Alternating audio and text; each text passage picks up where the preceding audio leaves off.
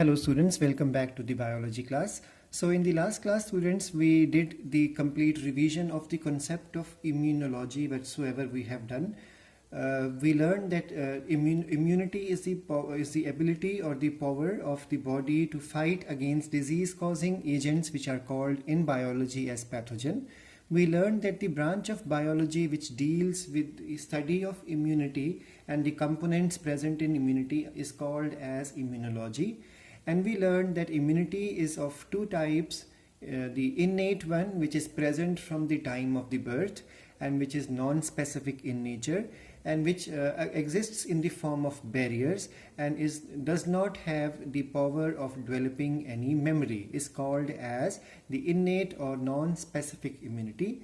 And the other immunity is the acquired immunity, which develops after the birth of an individual, and it develops because the person adapts to the environment by developing the immunity. So that's why it is called as acquired and adaptive immunity, and it is specific in nature. It is able to distinguish between various types of microorganism. It is able to distinguish between self and non-self, and it is also bestowed with the property of memory. So it is able to memorize the microorganism and is able to fight even better next time when it sees the same microorganism.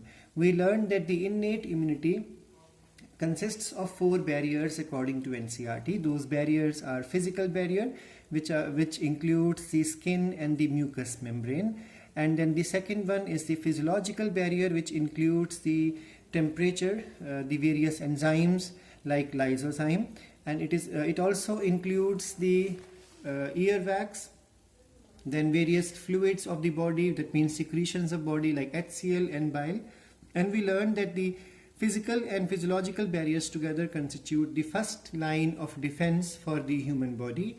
And then the third, according to NCERT, is a cellular barrier, which includes a large number of phagocytic cells which are present in the human body, which engulfs the microbes, which engulfs the cells which have become host of the microbes. And when these cells undergo breakdown, those cellular debris is also consumed by the phagocytic cells. We learned that these cells are basically macrophages. They even include natural killer cells, monocytes, neutrophils, and the neutrophils is a type of PMNL, that is polymorphonuclear leukocytes. And we also learned that in the various portions of human body, specialized phagocytic cells are there, because phagocytic cells can be of two types. They can be wandering, moving from place to place in the human body, or they can be fixed or localized, that means situated in a fixed position inside the organ or tissue. So we learned that CNS, the central nervous system, has microglial cells, lungs have alveolar macrophages, liver has Kupffer cells, and all these three examples are those phagocytic cells which are fixed in their position. And then we have histiocytes, also called as macrophages, also called as tissue macrophages, which are found in all the tissues of human body, which we have learned in the 11th class. And then blood carries monocytes as well as neutrophils. We learned that apart from the cellular barrier, there is one more barrier which is called as cytokine barrier, and cytokine barrier includes those biochemicals or glycoproteins which are released basically from a virus infected cell. So when a host cell undergo infection with a virus, then the cell, while undergoing breakdown, releases the biomolecules so that it sends a signal to the surrounding non-infected or normal cells so that they become alert or resistant to the viral infection. Both the cellular barrier and cytokine barrier together constitutes the second line of non-specific defense. In some of the books we have I discussed before that inflammatory barrier is called as physiological barrier, and some books consider it as a different type of barrier. So whatever case could be, inflammation is also a barrier, because this redness, this swelling, pain, and production of the heat, this all is called as the inflammatory expression or response. And this happens because of histamine and prostaglandin coming out from the damaged mast cells.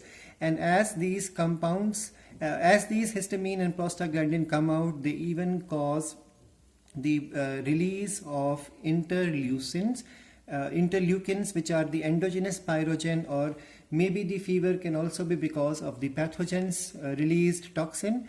Whatever could be the reason, when the amount of these pyrogen increases to a great degree, this signal goes to the brain or the hypothalamus, and finally the body's temperature is raised. And we learned that one of the example of antipyretic drug is aspirin. Antipyretic means temperature reducing or fever reducing drug. We learned that apart from the phagocytic cells, there are some more cells, for example NK cells. Now NK cells do not perform phagocytosis.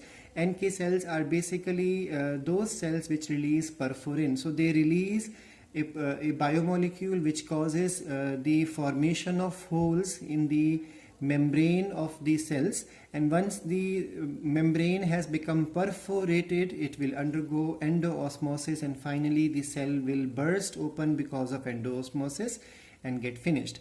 Now NK cells are part of even a scavenging type of defense system in human. So if a virus infected a normal human body cell, then NK cells are supposed to target that host cells also, as well as target the tumor cells also. So NK cells are present in spleen, lymph node, blood, as well as the red bone marrow.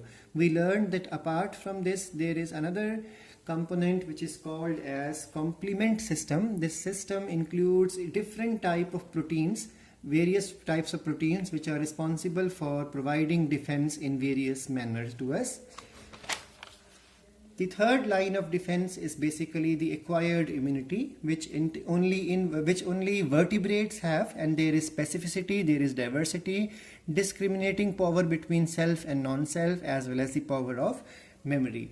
We learned that the active immunity can be provided to a person naturally or passively. And if it is passive immunity, naturally as well as artificially, and if it is a passive immunity, it also can be provided with the help of natural method or artificial method. In the active immunity, person's own immune system function, and in the passive immunity, there is no role played by the person's own immune system. After this, we covered